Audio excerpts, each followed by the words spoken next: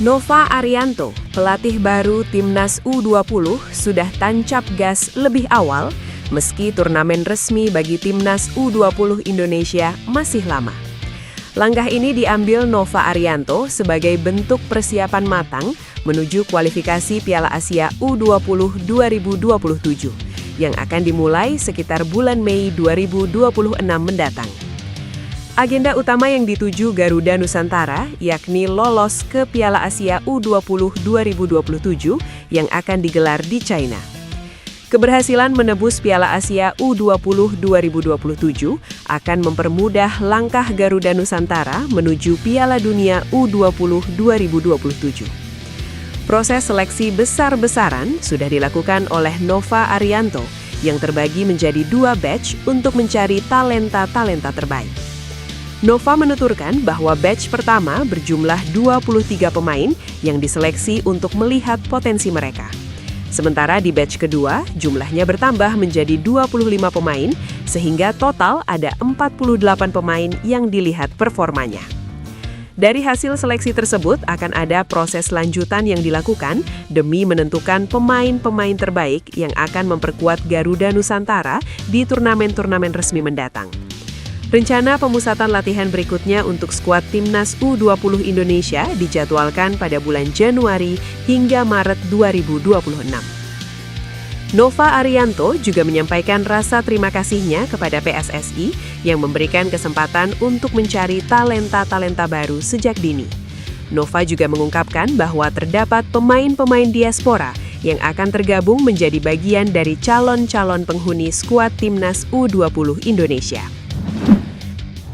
PSSI memastikan tidak akan memecat pelatih baru Timnas Indonesia apabila gagal sebelum kontraknya berakhir. Satu pelatih yang akan menjadi juru taktik Timnas Indonesia adalah John Hartman. John Hartman sebelumnya sudah melakukan pertemuan dengan perwakilan PSSI di Inggris. Ada beberapa persyaratan yang diberikan PSSI dan diterima dengan baik oleh John Hartman. Kini tinggal Ketua Umum PSSI Erick Thohir yang akan menyampaikan ke publik siapa pelatih tersebut. Anggota Exco PSSI Arya Sinulinga mengatakan dalam rapat Exco memastikan bahwa pihaknya akan tetap berjalan bersama dengan pelatih baru nanti sampai kontraknya selesai. Situasi ini diambil setelah pelajaran kemarin usai PSSI mendepak Shin Tae-yong dan Patrick Kluivert. Kata Arya, Exco PSSI saat ini sangat kuat dan kompak untuk menentukan pelatih baru Timnas Indonesia. Kekompakan Exco PSSI sangat menguatkan untuk penunjukan pelatih Timnas Indonesia selanjutnya. Pelatih tersebut nantinya akan diberikan kontrak sampai 2 musim ke depan. Ini berarti kontraknya akan berakhir sampai Desember 2027. Jika nantinya selama 2 musim ini Timnas Indonesia mendapatkan prestasi, maka pelatih tersebut akan diperpanjang kontraknya. PSSI masih membuka peluang naturalisasi pemain untuk memperkuat Timnas Indonesia level usia. Hal tersebut disampaikan anggota Exco PSSI Arya Sinulinga. Arya menjelaskan bahwa komposisi Timnas Indonesia saat ini dinilai sudah cukup solid. Namun, ia mengakui masih ada kemungkinan penambahan pemain untuk lini depan. Menurut Arya, kebutuhan naturalisasi justru lebih terbuka untuk kelompok usia muda. Timnas Indonesia U20 dinilai masih membutuhkan tambahan pemain sesuai keperluan Nova Arianto sebagai pelatih. Kembali ke Timnas Indonesia Senior, Arya mengaku belum terpikirkan untuk menaturalisasi pemain lagi. Namun nama Jensen Seevald yang bermain untuk VfL Wolfsburg sempat mengemuka saat melawan Kevin Dix yang memperkuat Borussia Mönchengladbach. Lebih lanjut, Arya menjelaskan bahwa PSSI tidak memiliki kewenangan untuk mengatur karir pemain naturalisasi, terutama yang memutuskan untuk bermain di Indonesia. Keputusan sepenuhnya berada di tangan pemain dan manajemennya. Ia menegaskan bahwa PSSI hanya bisa memberikan masukan, bukan menentukan arah karir pemain. Hal tersebut berlaku bagi pemain naturalisasi maupun pemain lokal. Nova Arianto telah memulai pekerjaan barunya sebagai pelatih baru Timnas Indonesia U20. Ia kini mulai mencari talenta baru untuk memperkuat tim. Terkini, Timnas U20 baru saja menuntaskan TC di Garuda Yaksa Football Academy, Bekasi. Kegiatan TC ini merupakan tugas pertamanya sebagai pelatih Timnas U20 sejak diumumkan PSSI pada pertengahan November 2025. Sang pelatih pun mengungkap alasan menggelar TC meski ajang buat Timnas U20 baru akan digelar tahun depan. Ajang Piala AFF U19 2026 akan menjadi turnamen pertama Timnas U20 era Nova Arianto. Soal peluang mengorbitkan pemain Timnas U17, Nova mengaku membuka kesempatan selebar-lebarnya. Apalagi jarak usia pemain ex-binaannya di Timnas U17 tidak terlalu jauh untuk memperkuat Timnas U20. Kebetulan Nova baru saja dipromosikan dari Timnas U17 dengan Piala Dunia U17 2025 sebagai pekerjaan terakhirnya. Dengan kondisi itu, ia sangat paham dengan kualitas para pemain Timnas U17 yang bisa dipromosikan ke Timnas U20. Dengan perbedaan usia yang hanya 1 tahun, saya pikir tidak ada masalah ya dari Piala Dunia U17 kemarin untuk naik. Dan itu akan kita lihat situasinya nanti di sesi selanjutnya, tutur Nova. John Hartman, calon kuat pelatih baru Timnas Indonesia mulai Januari 2026, dikenal sebagai sosok ganas di pinggir lapangan dengan kecerdasan taktis luar biasa. Karakter ini menjadi modal utama yang diharapkan PSSI untuk mengangkat prestasi Garuda, terutama dalam menghadapi FIFA Series 2026 dan target jangka panjang Piala Dunia 2030.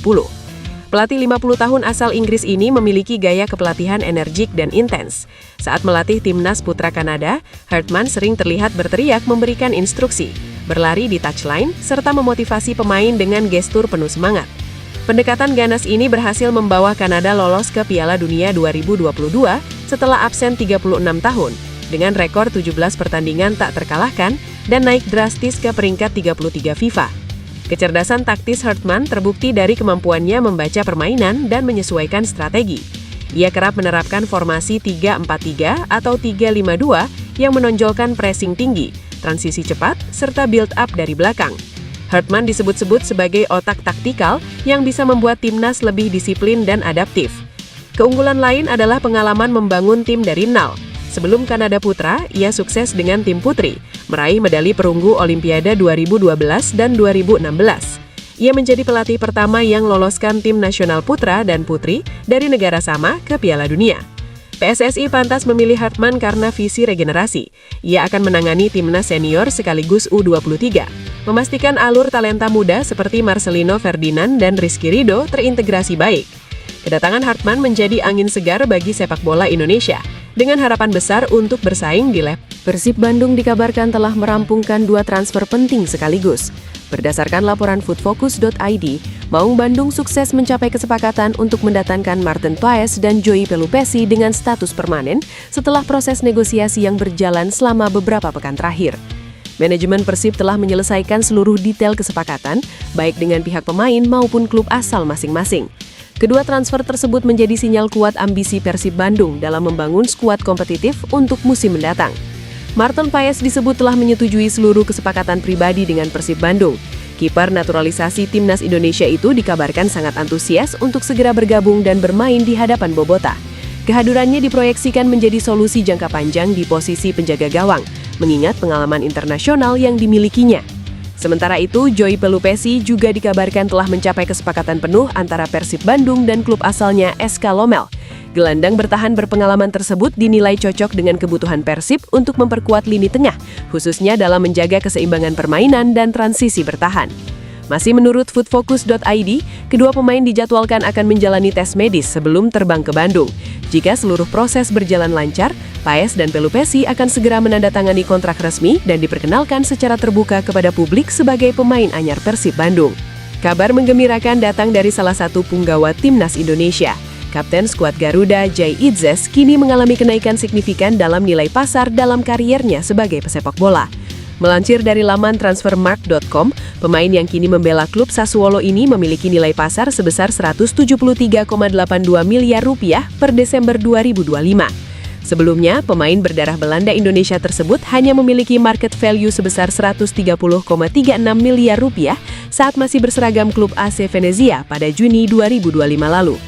Kini, bek 25 tahun tersebut memiliki kenaikan angka nilai pasar yang cukup signifikan dan dinobatkan sebagai pemain termahal di Timnas Indonesia saat ini.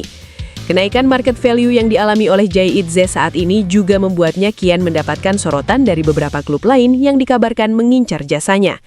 Saat ini, Jay Idzes dikabarkan sedang diincar oleh klub raksasa sepak bola Italia, AC Milan.